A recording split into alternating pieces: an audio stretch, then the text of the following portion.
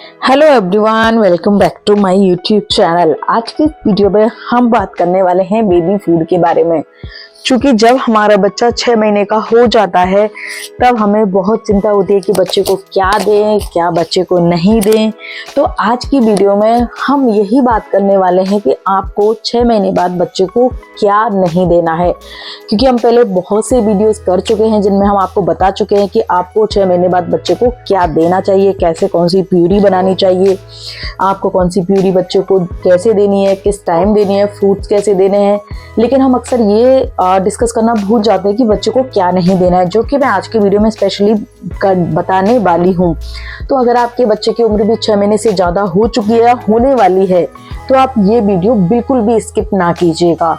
तो दोस्तों, सबसे पहले मैं बात करती हूँ कि 6 महीने के बच्चे को कौन कौन सी चीज़ें हैं जो आपको अवॉइड नहीं करनी चाहिए। उसमें सबसे पहली चीज़ जो कि आपको बिल्कुल भी बच्चे को फूड देते समय अवॉइड नहीं करनी चाहिए, जब हम बच्चे को सॉलिड देते हैं तो आपने सुना होगा कि बच्चे को आपको सॉलिड देना है तो आपको दाल का पानी देना है, आपको चावल का पानी देना है, आपको बहुत से लोग बोलते हैं दलिए का पानी देना है, इसका पानी देना है, उसका पानी देना है। तो आपको सबसे पहले ये चीज़ समझनी होगी कि दाल का पानी आपको देना है, इसका मतलब ये नहीं है कि आप जो दाल बनाते हो उसको छान के आपको बच्चे को देना है। जी नहीं, जो लिक्विड दाल होती है, जैसे हम दाल को बनाएं फिर उसको अच्छे से मैश करें, सेम हम अगर चावल बनाते हैं तो चावल बनाएं और फिर हम उसको मैश करें।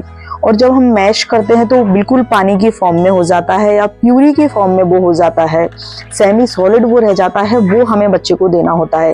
क्योंकि दाल जो होती है, पीली दाल, वो बहुत अच्छे से घुल जाती है, मिल जाती है और फिर वो जो सेमी लिक्विड फॉर्म में जब हो जाती है तो उसे दाल का पानी कहा जाता है। इसी के साथ आपको चावल है तो चावल के केस में भी हमें यही करना है कि चावल को अच्छे से आपको मैश करना है और फिर उसको सेमी लिक्विड फॉर्म में देना है। कभी भी आप जैसे चावल का मांड जिसे हम बोलते हैं छानने के बाद, वो नहीं देना है बच्चे को।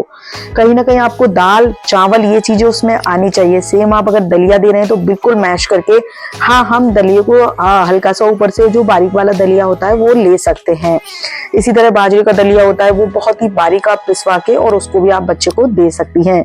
तो सबसे पहली चीज, आपको पानी नहीं देना है, बल्कि आपको यही अनाज जो ग्रेन्स हैं इनको सेमी सॉलिड फॉर्म में यानी कि लिक्विड टाइप करके देना है। इसे दाल का पानी, चावल का पानी या दलिए का पानी ऐसे हम बोलते हैं। नेक्स्ट हमारे साथ प्रॉब्लम क्या होती है, जब हम 6 महीने बाद बच्चों को खाना देते हैं तो हमने अक्सर देखा होगा कि आपके जो बच्चे के कॉन्स्टिपेशन बहुत होता है। 6 महीने बाद बच्चों के कॉन्स्टिपेशन की समस्या इतनी ज्यादा हो जाती है क्योंकि अभी तक तो आपका बच्चा ब्रेस्ट फीड कर रहा था और अब आपने आपको उसको सॉलिड देना शुरू किया और आप देखेंगे कि आपके बच्चे के मल है जो टाइट हो चुका है, यानी कि जो पॉटी है उसकी टाइट हो जाती है। तो ऐसा क्यों होता है? ऐसा इसलिए होता है क्योंकि बच्चे के फाइबर तो आप देते हैं कम और हम बच्चे को सॉलिड में कई बार हम कई चीजें तो हम उसकी एज से ज्यादा दे देते हैं। जैसे रोटी आपको 8 महीने से देनी चाहिए, हम उसे 6 महीने से शुरू कर देते हैं, तो वो बच्चे के पेट के लिए थोड़ा सा हैवी होता है। तो सबसे पहले हमें जब बच्चे को सॉलिड देना है तो कुछ हल्के फ्रूट्स हमें बच्चे को देने हैं, तभी तो हम चावल का पानी, दाल का पानी, फ्रूट्स प्यूरीज, वेजिटेबल प्यूरी आदि बोलते हैं। और उसमें भी आपको बहुत लाइट चीजें जो देनी है, जैसे मैंने अपने वीडियो पे, चैनल पे बहुत से वीडियोस किए हुए हैं और उनमें यही बताया हुआ है। तो आपको बच्चे को फाइबर वाली चीजें ज्यादा देनी है। अब फाइबर में कौन कौन सी चीजें आएंगी, जैसे अगर आप फ्रूट्स में बात कर रहे हैं तो आपको एप्पल ज्यादा देना है। एप्पल की प्यूरी में अच्छे से फाइबर होता है और उससे बच्चे को आप देखेंगे एप्पल देंगे आप बच्चे को तो कभी भी कॉन्स्टिपेशन यानी कि कब्ज की समस्या नहीं होगी। इसी के साथ अगर आप बच्चे को सब्जियां दे रही हैं तो जैसे आपने कुछ सब्जियां होती है जिनसे बहुत अच्छा फाइबर होता है, जैसे पटेटो की बात करें हम तो पटेटो में फाइबर कम होता है तो उससे बच्चे को होता है कॉन्स्टिपेशन यानी कि कब्ज। तो आपको बच्चे को, जैसे आपने पालक वाली दाल बनाई है या हरी सब्जियां मैश करके बच्चे को दे दी है या फिर लौकी आपको प्यूरी की फॉर्म में आपने दे दी है, इस तरह की आप सब्जियां देंगे तो इनमें बच्चे को फाइबर भी मिलेगा और बच्चे को कॉन्स्टिपेशन नहीं होगा। स्वीट पोटैटो भी एक अच्छा ऑप्शन है, आप बच्चे को वेजिटेबल्स में शुरुआत में आप दे सकती हैं। नेक्स्ट आपको गलती क्या नहीं करनी है, शुरुआत में हम क्या करते हैं जब बच्चे को सेमी सॉलिड देते हैं तो हमें बच्चे को ये भी चेक करना होता है क्या पता हमारे बच्चे को कोई खाना पच रहा है या नहीं पच रहा है।